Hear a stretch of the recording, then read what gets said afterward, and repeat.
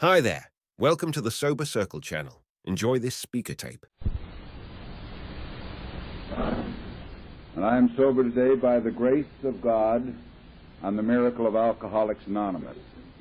And I like to start every talk with that because to me the grace is the unmerited love and favor of. And God is what I choose to call a power greater than myself. And I also say the miracle of Alcoholics Anonymous because to me that's exactly what this program is a miracle. You see, I'm talking tonight as a member of Alcoholics Anonymous, not as a member of the General Service Board, because people don't like having trustees come to their meetings because they never know what they're going to hear. And that reminds me of a story. You never do know what you're going to hear from one of these platforms or what you're going to get. And this story that I'm going to tell you has to do with a Catholic priest who one day visited the convent. And he got down to the convent and he knocked on the door and he was met by the Mother Superior. And she says, "Father, I'm really glad to see you today. We have a terrible problem in the convent." And the good father says, "Well, is there anything I can do about it?" And the Mother Superior says, "No, I don't think so." And he said, "Well, what's the problem?" She said, "The nuns bought a pet." The good father said, "I think that's wonderful." The Mother Superior says, "No, it's terrible, Father. This pet is a talking budgie bird." The good father said, "Well, that's nice." And she says, "No, it isn't. Because all this bird does all day long is sits on its little swing, swings back and forth, and says, 'Root toot toot, I'm a prostitute. Root toot toot, I'm a prostitute.'" Now that's terribly demoralizing in the convent. The nuns and novices have tried everything to teach this bird something else, and she just won't do it. So the good father says, "Well, this is indeed your lucky day, because I, too, happen to be a bird lover, and I have two talking budgies myself, Clyde and Clive." And he said, "My budgies talk so well, and they are so intelligent, that I had a rosary made up in miniature. I also had a Bible made up in miniature. And all day long, Clyde and Clive read the Bible and pray." The Mother Superior said, "That is fantastic." He says, "I'll tell you what I'll do. I'll take your bird down to my two birds, and I'm sure if I expose your bird to mine, my two birds will be able to teach your bird something." And the Mother Superior said, "That's great." She ran and got the cage, gave it to the father. He went down to his apartment, and he walked in the door. And sure enough, there was Clyde and Clive standing on the bottom of the cage. They were reading the Bible and praying. So he took the nun's budgie out of its cage and popped it in with his two, and right away the nun's little budgie got up on the top swing and looked down and says, "Root toot toot, I'm a prostitute. Root toot toot, I'm a prostitute." And with that, Clyde turned to Clive. He said, "Clive, you can throw away the beads and book. Our prayers have just been answered."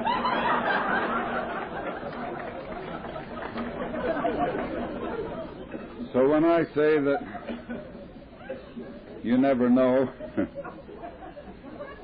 and I say I'm sober today by the miracle of Alcoholics Anonymous, because I am here sober today not because of anything I have done, but in spite of myself.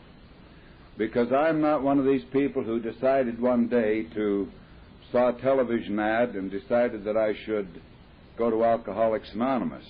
It wasn't like that at all. I was finessed into my very first meeting. I didn't want any part of AA, I'll tell you. But see, going back a little earlier than that, I grew up in an alcoholic home. My father was a practicing alcoholic, and I had a brother 22 years older than me that was an alcoholic. And as long back as I can remember, I hated drinking. And I remember saying to my mother and my 5 older sisters, "Don't worry, that's one thing I'll never do is take a drink," and I meant it. However, I had problems even as a child, because all my life I was a rather sensitive person. I felt inferior, inadequate, lonely. I would get anxious, depressed, and I never knew what was the matter with me. And I also thought that my family didn't love me. As a matter of fact, I went so far one time, I demanded that my mother show me my birth certificate. Because, you see, I really believed I had been adopted, because I thought, they just don't love me enough, and I can't be a natural child. I must have been adopted. And so when she showed me the birth certificate, I couldn't understand that. But I did things that were very strange. For a long time I was a straight-A student in school, and by the way, two of these sisters of mine were school teachers. And I started doing things like running away from home on a couple of occasions to see if that wouldn't have some effect and that they would appreciate me more. And then I got on up into school and got into the junior high in the 9th grade, and I failed a grade. And you know, it got just what I expected. I had never been able to get the family's attention before, but when I came home with this report card, and I was quite proud of it, and I threw it down, and I said, I've got to repeat the grade. And of course the family were shocked, and so on, this sort of thing. I was very rebellious, and I was going to do things my way. As a matter of fact, as long back as I can remember, I always wanted to do things my way. And of course I have learned now in the program of Alcoholics Anonymous, this is the mark of the alcoholic. I had the disease long before I ever took my first drink. As a matter of fact, now our latest research, the researchers tell us that the predisposition to alcoholism is hereditary. It's no longer a maybe. And so I left school and I went to work. I was working on a newspaper, and in 1940 came along on the World War. And the job that I was working at was a news reporter on a daily newspaper, and I was on the night shift from 8 at night till 4 in the morning.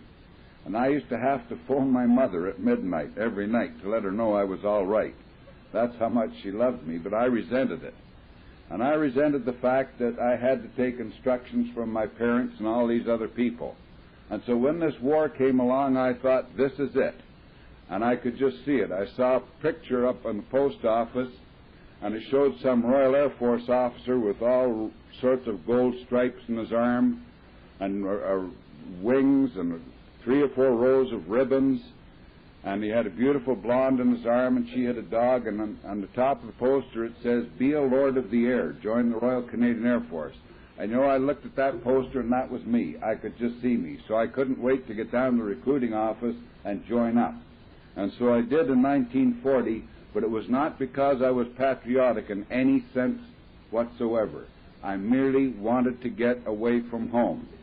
Because, you see, I was beginning to suspect then that there was something wrong with me, but I knew what it was. It was this family of mine and the environment that I was in. That if I could get away, go somewhere else, do something different, I would be all right. So I joined the Air Force. And to cut a long story short, I went overseas, was a fighter pilot, and I came back through a tour of operations, and I wound up in Cairo, Egypt. And I was in Cairo, Egypt at one time, and there were some nursing sisters came in, and one of them happened to be born 18 miles apart from where I was born. And I met her, and I thought I'd like to date her, and we started dating. And one of the first things she said to me is, "Donald, I'm concerned about the way you drink." And I had the answer for her. I said, "Well, it's very simple. I'm single and I'm overseas. There's a war on, you know." And I said, "You know, if I was married and had some responsibility, I would settle down." And so I asked, and the more I thought about it, the more I believed that. So I asked her to marry me, and she did. And I kept on drinking. And then she said, "Donald, I don't understand what is the matter with you." And I said, "Well, I told you before, it's because there's a war on and we're overseas. But when we get back home, don't worry. We'd like to have children, and that's what I need, some responsibility, and I don't think children should be brought up with a drinking parent. And so if we can get back home and start having children, don't worry, I'll never take another drink again." And so we got back home, and we had a son, and then we had a daughter. And the night my daughter was born, I was drunk. And my wife again said, "I can't understand what is the matter with you." And I got very defensive, of course, and said, "There's nothing the matter with me. It's not my fault." And she says, "Whose fault is it?" And I said, "It's your fault." She says, "Why is it my fault?" And I said, "You keep on having all these kids, loading me up with all this responsibility, and I can't take it." And then I hit on another idea, and I says, "Besides, it's because I'm in the Air Force, and as you know, everybody in the Air Force is a drunk.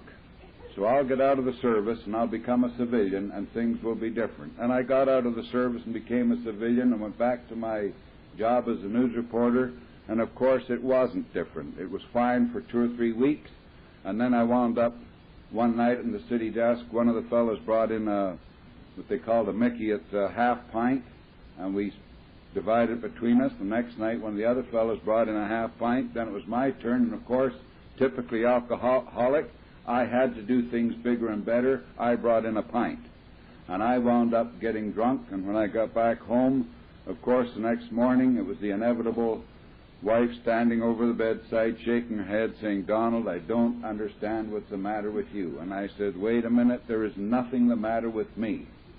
And she said, "What is it?" And I said, "It's because I'm a newspaper man. And as you know, all these newspaper men are a bunch of drunks.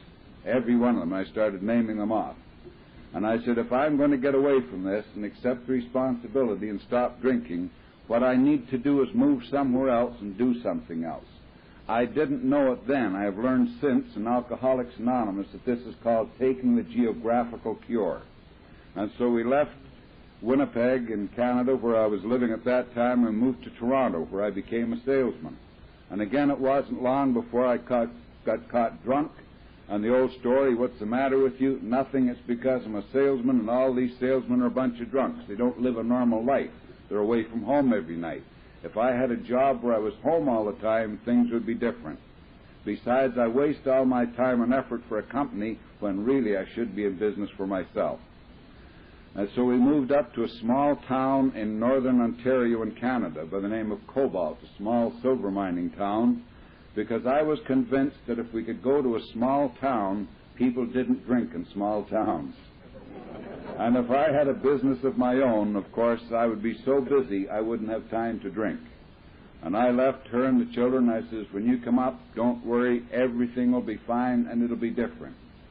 And so shortly afterwards, she came up and got off the bus with the children, and I met them, and I was drunk. And she said, "I don't know what is the matter with you." And I said, "Well, it's just because I'm new in town, and we have to let people see that I'm normal and sociable. But now that you're here, things will be different." And of course, it never did get different, because I was suffering from the disease of alcoholism, which I didn't even know existed in those days. About this time in 1947, and a little bit before Christmas, I decided I should go in the wagon, because my wife said that she was a nurse, and she said, "You know, we've treated people in hospital that aren't as bad as you get sometimes, and they're called alcoholics." And of course, any time she mentioned that word alcoholic, the hair in the back of my neck stood right up. I hated that word. I just loathed it. And I said, "Well, what do I have to do to prove it?" And she said, "Just go in the wagon for a whole year and not take a drink. Then I'll never mention it again." And I said, "You're on." And of course, I lasted about 6 weeks. But about this same time, we had a visitor came over, a clergyman. And by the way, in those days, too, I thought if I had some responsibility, so I got involved in church work. I even sang in the choir, and I'm tone deaf. I didn't even know it at the time. But I thought if I did all these things, I wouldn't drink. And then I got involved with Boy Scouts. I got on the group committee and then became a Boy Scout leader, because I thought if I worked with young people, I wouldn't drink. But of course, none of those things worked for an alcoholic. I kept on drinking. And this Christmas, the clergyman came to visit, and he left a parcel, and when he left our home, I opened it, and in it was a book entitled Alcoholics Anonymous. And I said, "Now, why do you think he'd leave a book like that with me?" And she said, "He probably thinks you need it." And that did it. I fired the book off into a corner, and I said, "I will never read that book as long as I live. And furthermore, if that bird ever sets foot inside this house again, I will bodily pick him up and throw him out." And I said, "All these priests and ministers are the same anyway. They're a bunch of racketeers that prey on the emotions of old women and young children. And this religion is a form of primitive superstition anyway, and we intelligent people know that." I learned later in AA that's called throwing the baby out with the bathwater. And I said, "That's it," and that finished my religion and everything else. Because, you see, I knew that there couldn't be a God anyway. I had told my wife there couldn't possibly be. And she says, "I wish you wouldn't say that." And I said, "Well, look at how we've gone to church so much, read the Bible and all that." And I said, "Do you believe all those stories about the carpenter, that he made a lame man walk and he made a blind man see?" And she said, "Yes." And I said, isn't it strange? He always used to say it was in his father, in the name of his father, that he performed these miracles to prove the existence of his father. She said, yes. And I said, now I got you. If this God was so smart and so all-knowing, he would see that there's a lot of people that are just as sick as I am, and if he were so smart, he would send someone down and perform a miracle in this day and age, in the modern day. Not somewhere in Italy or France where you can never track down all the statistics or the facts. But it would happen right here in this country where we could witness it with our own eyes. But you see, there are no miracles, so therefore there's no God. And out it all went. I lasted until February 1948 before I got drunk and embarrassed her again. And I was in a small business. And of course, this time I really did it up well, because when I got up on, on Monday morning, she wouldn't even talk to me. She wasn't even speaking. And I knew I was in hot water. And in the meantime, I had a friend, a traveler, Hal Fleming, who used to drink with me, or I used to drink with him. And on New Year's Day in 1948, he got caught with the DTs, and they slapped him into a hospital. And while he was in this hospital, a visiting clergyman came by, asked him what he was there for, and he said he was an alcoholic. And the clergyman says, well, do you want help? And Hal said, well, how do you get help if you're an alcoholic? And this clergyman said, have you ever heard of Alcoholics Anonymous? And Hal said, no. He said, would you like me to get in touch with them for you? And Hal said, yes. And so one of the AA members came and helped Hal, and of course he left that hospital never to take another drink until he died some 25 years later. But Hal no sooner was out of the hospital going to AA than he decided that he should come and visit me. And so he came in to tell me that he was now a member of Alcoholics Anonymous. And I looked around to see there's nobody listening, and I said, oh. And he started to look different. He started shaving every morning, and he was wearing a suit, and he started to look happy, and he stopped shaking. And he'd come over and have a Coke in my store and stand and talk and say, well, how are things going, Don? And I'd say, fine. I'd lie all the time to him. I'd say, fine. And I used to dread him coming. I just hated it. And I thought, God, I wish they'd leave me alone. But this one morning, as I was saying, after this particularly bad drunk, I had to go and see the banker to get an overdraft. And I was in real trouble because I went down to the store trying to get up enough nerve to go, because, you see, lately every time I'd gone to see the banker, this idiot would sit down and we'd start talking about my drinking. And, of course, I thought that's the problem with small towns. You wind up with all these incompetents. They send them up to small towns. That a decent banker would just lend you the money and go on from there. But this guy thinks he's a social worker as well as a banker, because he always talked about my drinking, and I resented it. However, by some strange coincidence, every time my wife went to see him, they would have a little talk, and he would always okay the overdraft. And I thought, if I could only get her to go to the bank today. But I knew there was no sense even talking to her, because she wasn't even talking to me, and I knew it this time. I was really in hot water. And I didn't know what I was going to do, and I was filled with fear and remorse and depression. And who should come walking across the street but Hal Fleming? And I thought, oh, God, that's all I need to finish it off. And then Hal walked, and of course he got his Coke, and he said, how are things going? And he smiled at me. And I gritted my teeth and lied, and I said, fine. And he said, have you ever thought about what happened to me and how I've changed? And I said, oh, yeah, I've heard about it, Hal. You've told me. And he said, well, how would you like to go to a meeting of Alcoholics Anonymous with me? And I said, no, I don't need that. I've got willpower. But all of a sudden I was thinking in the back of my mind, how can I get her to go to the bank? And suddenly the light went on, just as clear as anything. So I turned to Hal and looked around. There's nobody there. I said, Hal, could I talk to you in confidence? He said, yes. I said, well, I've got a brother that has quite a drinking problem. Do you think I could go to one of those meetings of yours and learn something to help this brother? And Hal said, yes, I'm sure you could. And so I thought, well, yeah, he lied too. Right. So I said, how much does it cost, first of all? And he said, it's free. And I was suspicious, and so I said, which church is behind it? He said, there's no church behind it. And I said, well, what do you do? He said, we just sit around and talk. And I said, you don't drink? He said, no. And I could go as a visitor? He said, yeah. I said, wait right here.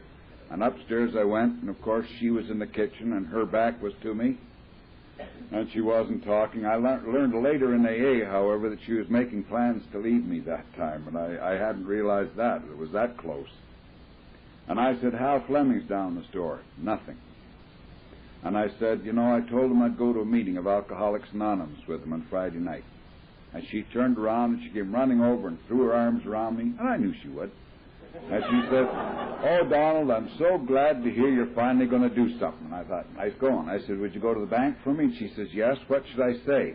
So I told her, and down the stairs, and I was patting myself on the back saying, you know, I know her so well. So I went down to see Hal, and I said, well, when's the meeting? He said, Friday, and this is only Monday. I said, okay, I'll see you Friday. And I wanted to get rid of him. And, of course, Friday rolled around, and I hadn't had a drink since Monday. And I thought, well, who needs this AA now? And I dreaded when he was coming over, and I thought, I'll have to make some excuse to get out of it. But as it got closer to closing time and he hadn't showed up, I thought, good, he's forgotten, and I closed the door early that night to make sure, and went off upstairs and thought, good, they've forgotten. I wasn't in the house 2 minutes, and the phone rang, and it was this idiot from AA reminding me about the meeting that night. So I started making my excuses why I couldn't go. And my wife tapped me on the shoulder, and she said, you promised. And I don't mind you breaking your promises to me, but at least you're keeping them with other people. And so I was trapped. I said, okay, we'll go up in one bus, Hal, and back in the next. He said, we don't need to go in the bus. One of the members is down here with his car. We'll come over and pick you up. I said, no, that won't be necessary. Because, see, I didn't want them to come over because I could just see it. What if the neighbors saw them? I thought I'd see a big white station wagon with the words Alcoholics Anonymous written on the side of it, and music blaring out of the roof of the thing, and people handing out pamphlets and saying they'd been saved, and I thought, I don't want to go to those extremes.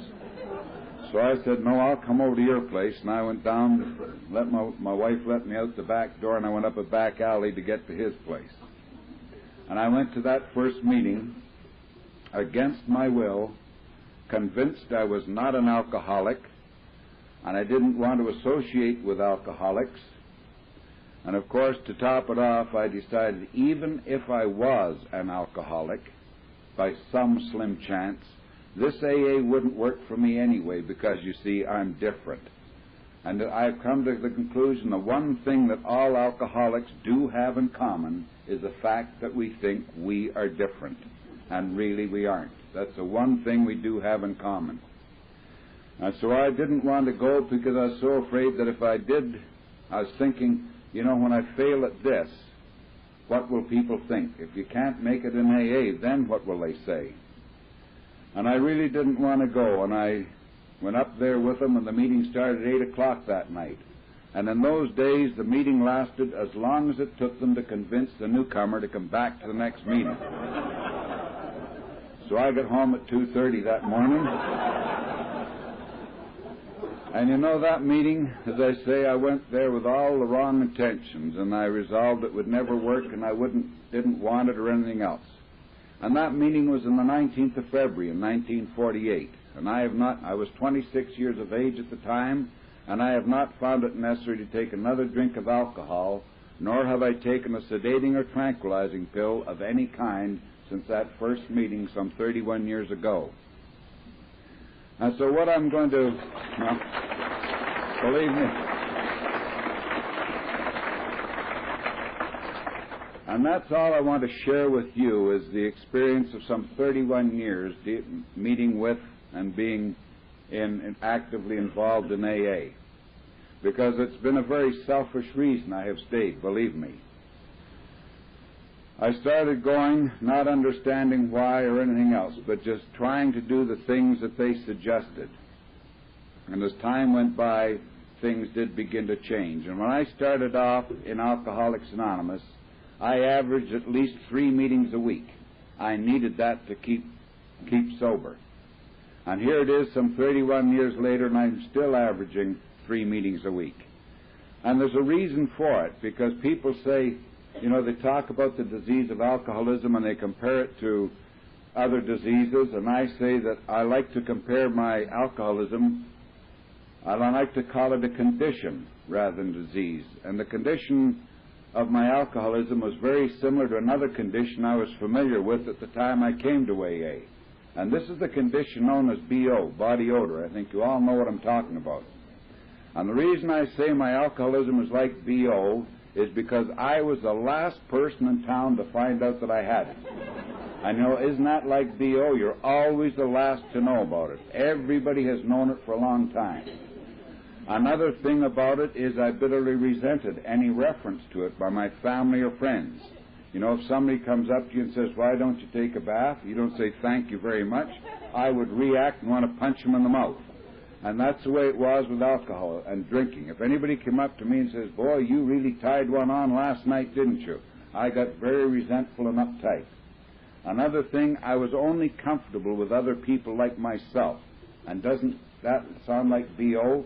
You'll know if there's a half a dozen people in this room with BO, and later on it gets a little warm as the dance progresses and we're standing around having coffee, I'll guarantee the half a dozen with BO will all be clustered together somewhere away from the rest of the group. And you know, and I would do that because if you have BO and I could smell this, and it seemed to be coming from me, but I'd get over beside somebody else that might have had a little odor, and then it didn't seem so bad. But if I get into a group that were really bad, I didn't smell bad at all, so I'd hang around with them. And so that's the way I drank. And you'll notice that alcoholics do that. For some unknown reason, you'll see at any function, the alcoholics somehow all get clustered together, usually in the kitchen, close to the source of supply, drinking in between drinks, feeling sorry for the so-called normal people. And so that's why I say my alcoholism is like BO. But the other thing about it, and the most important thing of all, is that medical science, as great as it is today, has not yet come up with a cure in this world for either body odor or for alcoholism. There is no known cure. However, there is successful treatment for both conditions. And if it's body odor, I can tell you the successful treatment for body odor is regular bathing in soap and water. However, the key to that is regularity. And the only successful treatment for alcoholism is regular attendance at meetings of Alcoholics Anonymous. And of course, the key to that too is regularity. And so when people say to me, Don, you still go to those meetings? And I say, yep. And they say, after 31 years and you haven't had a drink? I say, yep. I say, why do you still go? They're puzzled. And you know, it never puzzles me, because really what I hear them saying to me is, Don, are you still bathing regularly? And I say, yep. And they say, after all these years, 31 years, and you haven't smelled bad at all. And they say, why don't you quit bathing? Maybe you never did have BO. Well, you all laugh. You know how ridiculous it is. It is ridiculous. And would you believe it's just as ridiculous for people with alcoholism to say they don't need any more treatment? It's just the same as if they had BO saying, I don't have to bathe anymore.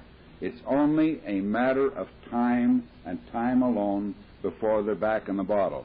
And I have had many, many friends over the years, from any time from 6 weeks to 23 years of sobriety, in fact, one 31 years, who forgot and stopped going to meetings on a regular basis and wound back up drinking. And many of them died drinking, because it's much more difficult coming back. And so it's for a very selfish reason I come to meetings, because I've discovered, too, that I've learned a little bit about the disease of alcoholism simply through the association with so many alcoholics over the years. And some of the things I've discovered that it's of a threefold nature: physical, emotional, and spiritual. The physical part is something that I have, a physical sensitivity to alcohol. And the best way to describe it is to think in terms of the oil tank in your automobile. Now, you all have an oil reservoir in your automobile, and you have a dipstick, and you've got a safety area, and the oil must be in that safe area for your automobile to function normally. Now, the automobile, of course, is a mechanical thing, and that oil must be controlled manually.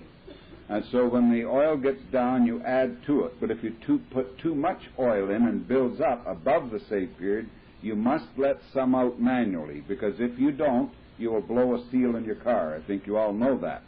And on the other hand, when the oil gets too low, if you don't add some to it and bring it up to the safe area, then your engine is going to seize up through oil starvation. I think we all know that. Well, a human system is very similar to that. We have what we call a blood sugar level, and we have a high and a low and a normal. And with most people, that blood sugar level functions, because we are humans, it functions automatically. However, once in a while we find the human being that the upward level of the blood sugar does not function automatically, and therefore it must be controlled manually. As the blood sugar gets up too high, they must take insulin in one way or another, or special diet to hold it down. And that person is called a diabetic. And I'm sure many of you are aware of diabetes and what it means, that you must control the upward level manually because the automatic system isn't functioning. On the other hand, the lower level of that blood sugar level, instead of most people, it comes back up automatically. But there are some people that does not function automatically, and therefore it must be manually controlled. When it gets too low, we must do something to raise it. And that's called an alcoholic. It's that simple. The low level is not functioning.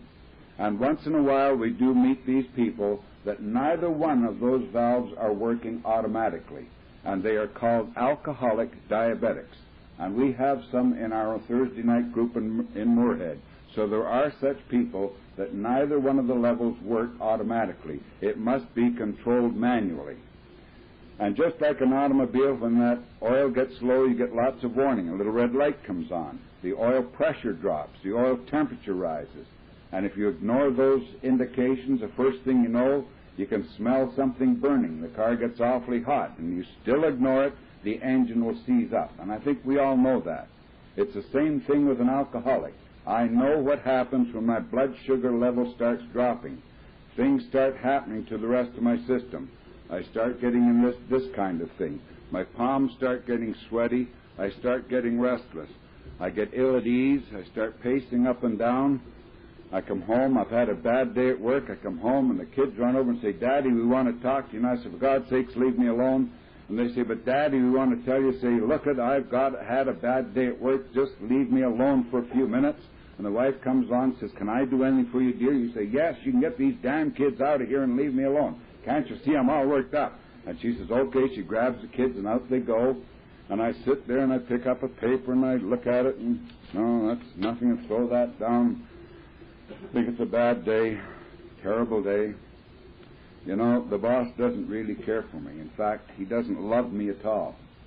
Come to think of it, nobody at work loves me. Here I am sitting at home. My own wife and kids don't love me. Here I am sick and upset, and they're not even around. They're not even interested. Woe is me, poor me. Nobody loves me. And I can keep on ignoring all those signs, and they can keep on going, that blood sugar level dropping, until I can get so anxious and depressed that I would attempt to take my own life. Because a couple of times prior to coming to Alcoholics Anonymous, I was going to attempt suicide. I mean, seriously. Because life was just so miserable, I could not go on another day. And something happened that I didn't do it, fortunately. But many alcoholics I have seen have done that. We have had them in our own group. We've had a number of members of AA who got so depressed, and they ignored the signs, and they did take their own lives. And it's such a foolish thing when you think all they had to do when they started getting this dropping down and the emotional letdown, all they had to do, it was their system, their blood sugar level was crying out, "Give us some carbohydrate." And for years we'd get carbohydrate out of alcohol, and all we have to do now is take something sweet, a candy or coffee with sugar in it, and it just takes a little bit to bring that blood sugar level up so we can function. Now that's only 1/3 of the disease. That's the physical part.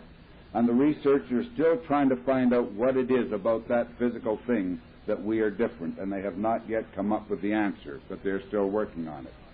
The other thing, of course, of the disease is the emotional and spiritual handicap. In fact, I'll even make it stronger than that. I say I am an alcoholic, that if you want to know what an alcoholic is in my definition, I am a person that was emotionally and spiritually retarded, coupled with a physical sensitivity to alcohol. And I mean retarded because I grew up physically and mentally, but somewhere back as a child, my emotional and spiritual growth stopped dead, and I just grew physically and mentally and nothing else. And we don't know what causes that. They claim now that it may be a result of environment, and they don't know for sure. But I know that I did not have normal emotions. And with all the alcoholics that I have met, they have all been handicapped emotionally and spiritually. They don't, and we say handicapped simply because a new member can't stand that word retarded if it's used in them. We can accept retardation in others, but never in us, believe me. So we have to sugarcoat that pill a little bit and say, well, we're a little bit handicapped, you know, or we're emotionally immature. What it means is we're retarded. That's all it means. And so what happens is, you know, when you're 5 or 6 years of age and you don't get your way and you lie down on the floor and hold your breath and turn blue, they'll, you know, people look at you, your parents. And when you're 15 and 16, and even some of the neighbors notice there's something. But when you're 25 and 26 and you're still doing that, and 35 and 36, everybody's aware that there's something wrong with you. And all it is it means that our emotions are either over or under amplified at all times, drinking or not. And by that I mean amplification. As long as my mouth is a certain distance from this microphone, you can hear me. But if I turned away, it would be under-amplified and you'd have to strain to hear. Or if I got right up on top of it, it's over-amplification and it startles you. And that's what happens with an alcoholic and our emotions. And what are the emotions? Because I've had people say to me, hey, now wait a minute, Don, everybody has emotions. Yes, I know they do, but everybody, you know, has emotions, including us. The only difference between the alcoholic and the normal person is they have the normal level of emotions that run like that. The alcoholic is from high to low all the time. And what are these emotions? Love is an emotion. And I, as an alcoholic, never knew whether I was in love or in heat. It's that simple. And I know it sounds ridiculous, but the problem was I never knew how to give nor receive love. I had no concept of what it meant, because I grew up, as I say, retarded in that area. Same thing with anger, fear, loneliness, all these emotions. Because I was handicapped, I never knew. And if there are any families of alcoholics here today, they could understand well what I'm talking about. Because as my wife told me long before I came to AA, it's not the stinking drinking that bugs her, it's the stinking thinking. Because even sober, an alcoholic does not change. I've seen many, many people come to Alcoholics Anonymous, and the families expect immediately have them change overnight and grow up, and we can't do that. It's a long process in learning how to grow up and how to develop emotionally and spiritually. All we do when we first come to AA is stop drinking, period, end of quote. However, that is necessary in order for the other things to happen, for things to grow, the emotions and spirits, the emotional growth and spiritual growth. And really the program of Alcoholics Anonymous to me is simply a form of group therapy that teaches me how to face and accept reality. That's all it is. All I have to do is accept. And for a long time I had problems with that, acceptance. I thought that meant I had to approve of it. And it doesn't mean that at all. It just simply means accept. I know when we talk about things in AA and one of the things one of the problems I had coming to AA was my monumental lack of formal education. And so when people would say to me, just go into that next room and look for something, and I'd say, well, what do you want me to look for? They'd say, well, we don't know, but just go and look. You know, it would be impossible to find. So when they started using words on me in Alcoholics Anonymous, I had to understand the definitions. I had to say, what do you mean? Because if you're going to send a child into that room to look for something, you better describe that something to them so they know what to look for. And they started off by saying, Don, this is an honest program. And, of course, they stumped me right off the bat, right away. And I said, well, they said, can you be honest? And I said, I think so. They said, you know what it means? And I said, yes. Well, you know, it means, well, I'm not really sure. And so my sponsor wrote it out for me and said, honesty is the total absence of any intent to deceive. The total absence of any intent to deceive. So once I knew what it was that I had to shoot for, it was a clear-cut definition, and I knew what they meant. They also tell me that the basic problem of the alcoholic is selfishness, self-centeredness, and we must get ego deflation at death. And how do we get over this selfishness and self-centeredness? It's very simple, through the practice of humility. And again, I had to say, well, yeah, I'd like to be humble, I think. I'm not sure, but what does it really mean? And again, they taught me that all humility is not thinking less of me, but just thinking of me less. Start thinking of other people. And they will teach you all sorts of things in this program of Alcoholics Anonymous. To me, it is one of the most fantastic educations anyone could ever get. And we get into many other things, like love, this emotion that we talk about so much in Alcoholics Anonymous. And that bugged me for so long because I didn't really know, what do you mean by love? Because normal people seem to understand it, just automatically. But I, as an alcoholic, had trouble handling it. And then one time I read in a book, and this book was written by Anne Morrow Lindbergh on the force of love in her book, Locked Rooms and Open Doors. And she said, quote, people talk about love as though it were something you could give, like an armful of flowers. And a lot of people give love like that. Just dump it down on top of you, a useless, strong-scented burden. I don't think it is anything you can give. Love is a force in you that enables you to give other things. It is the motivating power. It enables you to give strength and power and freedom and peace to another person. It is not a result, it is a cause. It is not a product, it produces. It is a power, like money or steam or electricity. It is valueless unless you can give something else by means of it, unquote.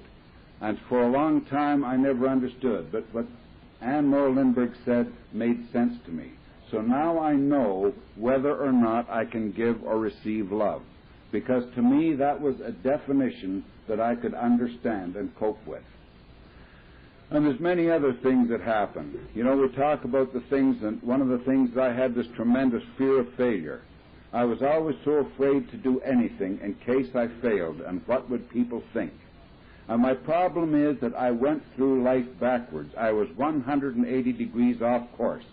I concentrated on failure all the time because I was sure people would notice and I would feel humiliated if I failed again. And I learned in the program of Alcoholics Anonymous that that's a lot of nonsense. If you fail, people ignore it. If you want to be recognized, just be successful. And to those of you who doubt that very thing, let me ask you a question. In the early 1900s, there was a ship that crossed the Atlantic Ocean. And it was a brand new ship on its maiden voyage. And it was supposed to have been unsinkable. The captain made an error in navigation, and the ship struck an iceberg and sank, and many, many lives were lost. The name of the ship was the Titanic. Now, will you please raise your hands, those of you that remember the name of the captain? Not a soul. That was one of the most colossal examples of human failure in this century, and people don't even know it. Just a few short years later, the same Atlantic Ocean, another ship, this time a success story. And this was the first solo flight from New York to Paris.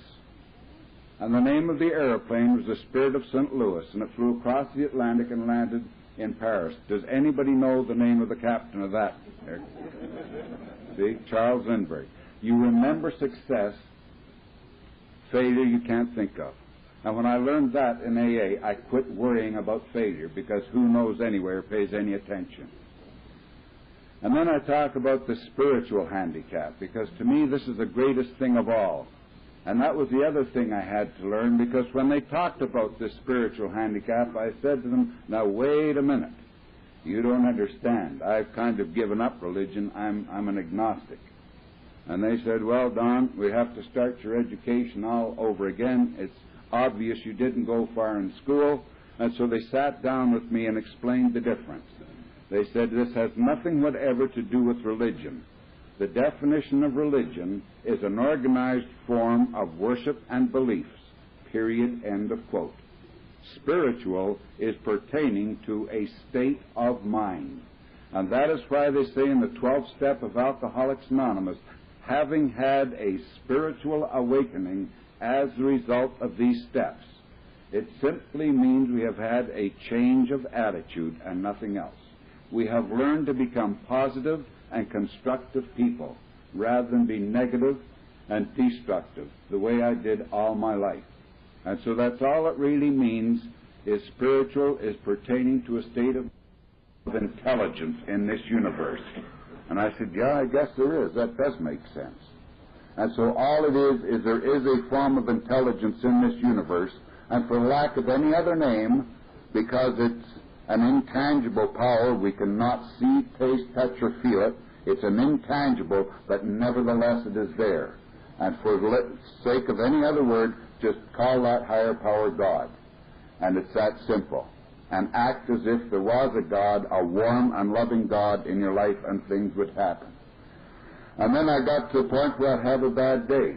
Then I figured I had them. I'd say, you know, this went wrong, that went wrong, and everything else is a terrible day.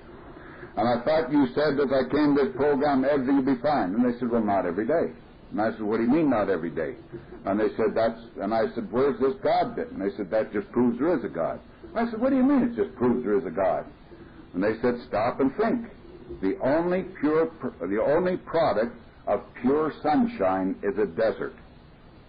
And I thought that over for a while. I said, by God, that's true. The only product of pure sunshine is a desert. And that's a very desolate place to be. Nothing really survives. Humans cannot survive in the desert without special equipment.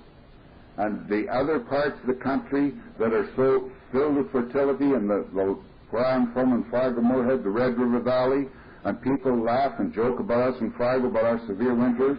Yes, but that's necessary. That's a higher power providing that moisture that is so necessary to create that fertility, that anything we plant in that Red River Valley will grow and grow well.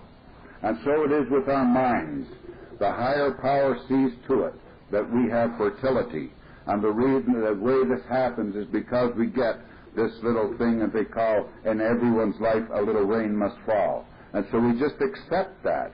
We don't think it's the end of life, just accept that and go on from there. And things do get better. And it's so very, very important about our attitude. And I used to think, well, what has a positive attitude got to do with it? And they also told me the story about the woman who came from New York to Boston for a rest. And she was in a rest cure because she was suffering from a nervous breakdown. She was on the verge of a nervous breakdown. And she checked into this very fashionable hotel in Boston. And when she got to her room, she noticed a piano playing in the next room. And as this piano played, she got very irritable and upset. And she stomped up and down, and finally she grabbed the phone and called the manager. And she said, there's some idiot hammering on a piano in the next room. And she said, either you stop him playing the piano or move my room. And the manager apologized and said, I'm terribly sorry, we cannot change your room. The hotel is filled to capacity. And she said, well, stop that idiot hammering on the piano. And he said, I can't do that either, because you see, it's the great Paderewski, and he's practicing for his concert in Symphony Hall tonight. She says, why didn't you say so in the first place, and hung up? And then she started dialing some of her friends in Boston. About an hour later, the manager got a cancellation for the room, and he called the bell captain over, thinking of this woman right away, and he said, we'd better go and change her room to this other floor. And so he went up with the bell captain, they listened at the door, and it was all quiet. So they assumed that she was out. So he said, use your pass key and we'll just move her things and let her know when she comes back in. And they opened the door and they looked in, and here was the room was filled. And here was this woman and all her friends sitting in rapt attention, listening to the great master play. And what had happened? Nothing but a change of attitude, and that was all. And so as time went on, I began to see that if we practice these steps, if we go to meetings on a regular basis, if we get a sponsor, and we get busy with service, and that's so important. Another great gal, great lady, Norma Kathleen Nicolson, says, service is gratitude made visible. I have never heard of a better definition, because so many people talk about how grateful they are for their sobriety in Alcoholics Anonymous. And they say, would you mind doing something here? Well, now I'm a little busy for that. And so really, if we're grateful, we will get involved in service. That's all it is gratitude made visible. And so it's so simple to me that way. And then I think back when I look at what has happened in my life. Because you see, when I first came into AA, I was some $13,000 in debt. And back in those days, believe me, that was a fortune. And we didn't have the loans and the credit that they have in this day and age. And my sponsors were tough-minded, and they made me learn things. And one of the things they made me learn was that I had to make amends to such people wherever possible. And they said, that means you pay back 100 cents on every dollar. And I said, yeah, but I got a wife and 2 kids, and how am I going to live? And they said, isn't that tough? But you pay back 100 cents on the dollar. And I moaned and I groaned. And I started paying off month by month. And it took 13 years and 3 months in the program of AA before I made the final payment. And in 9 years of that time in AA, we could not afford to drive an automobile. I didn't have one. And even if somebody had given us one, we couldn't have afforded the gas anyway. Our son and daughter were in high school before they got store-bought clothes, because my wife had to make things over. And I moaned and I groaned all this time. And I said, God, they talk about the wonderful things in AA. How come I'm not getting rich? But you see, I was so hung up in getting rich, and I had neglected to look at one very important part in our big book, where it says material well-being always follows spiritual well-being. It never precedes it. And so when I got to the point where we got everything paid, just about paid off, and I said to the wife one day, I guess I'm just one of these people who is never going to make it financially in this world. And so I'm going to quit worrying about it. We'll just live one day at a time, go on from there. And you know, the strangest thing has happened, nothing but good things have happened to us since financially. Just unbelievable. And then I look and I think, what has happened? And I talk about this miracle, and I talk about how the carpenter performed a miracle, making a lame man walk. And I look at what happened and where I was at the time I came to Alcoholics Anonymous. I lived in a house, but it wasn't a home, because there's a vast difference between a house and a home. A house is a building. A home is where there's love and warmth and communication and understanding. And I didn't have a home. It was merely a house. I had a wife, but she certainly didn't have a husband. I had a son and daughter, but they didn't have a father. And at that time in my life, it was just at that time in 1947 that my father passed away. And the one time that a mother needs a son so desperately, and the time that 5 sisters need a brother so desperately. I went to the funeral, and my older brother and I got drunk, and we embarrassed my mother and my sisters to tears, and they had wished we hadn't come. And so you see, I was a failure there also. I was a failure as a son and a failure as a brother. In every department of living, I was bankrupt. And it was then that I came to my first meeting of Alcoholics Anonymous. I knew people said to me, come, Don, walk with us, one day at a time beside us, and we will show you what to do. And if you just try, you don't have to do anything else. Just try. Don't take a drink. Keep trying, get your sponsor, and keep coming to meetings on a regular basis. And you will feel clean inside, and good things will happen in your life. And as the years have gone by, I have been given the privilege to bear witness to the miracle that has happened in my life. because I have seen this program turn a house into a home. And that must be good. But through the miracle of this program, I have seen this house turned into a home. It gave a woman back a husband, and it gave 2 children a father. And it gave back a mother not 1 son, but 2 sons, because you see, shortly after I was in AA, we got my older brother conned into going to a meeting, and he got 16 years of sobriety before he died. And it gave back 5 sisters, not 1 brother, but 2 brothers. And you see, no matter how I look at it, I have to admit that that is a miracle that has happened in my life. And I was given the privilege to bear witness to it. Not only that, but I have been given the privilege to bear witness to many, many other miracles in all 3 programs of Alcoholics Anonymous, Al-Anon, and Alateen. And so there's no hesitation whatever when I say today that I believe in a power greater than myself, that I choose to call God. It's that simple. And when I look at the things that have happened, and I could say, how could I possibly describe to anyone the events that have occurred in my life? I lack the words because I have lacked the education. And then one day, a while ago, a few years back, I was reading in the Reader's Digest, and there was an article in there, and it was written by an anonymous soldier of the Confederacy, and it was written over 100 years ago. And I read that, and I said, that's it. And in those days, he called it the ways of the Lord. And I thought, that's it. That today in Alcoholics Anonymous and me and my life is the higher power. And it goes something like this. I asked God for strength that I might achieve. I was made weak that I might learn humbly to obey. I asked for health that I might do greater things. I was given infirmity that I might do better things.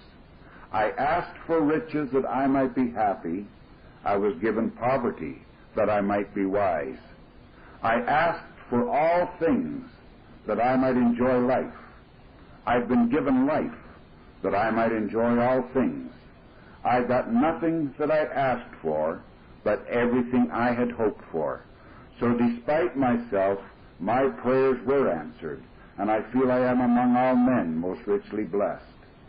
And there may be someone that's new here tonight, and they say, oh yes, Don, that's fine for you, but how did it all start? And I can tell you by quoting, and finishing up by a quote from our big book, on page 164 in our big book of Alcoholics Anonymous. And it tells us there how we do it, how we allow this miracle to happen in our lives. Quote, abandon yourself to God as you understand God. Admit your faults to Him and to your fellows. Clear away the wreckage of your past. Give freely of what you find and join us. We shall be with you in the fellowship of the Spirit, and you will surely meet some of us as you trudge the road of happy destiny. May God bless you and keep you until then.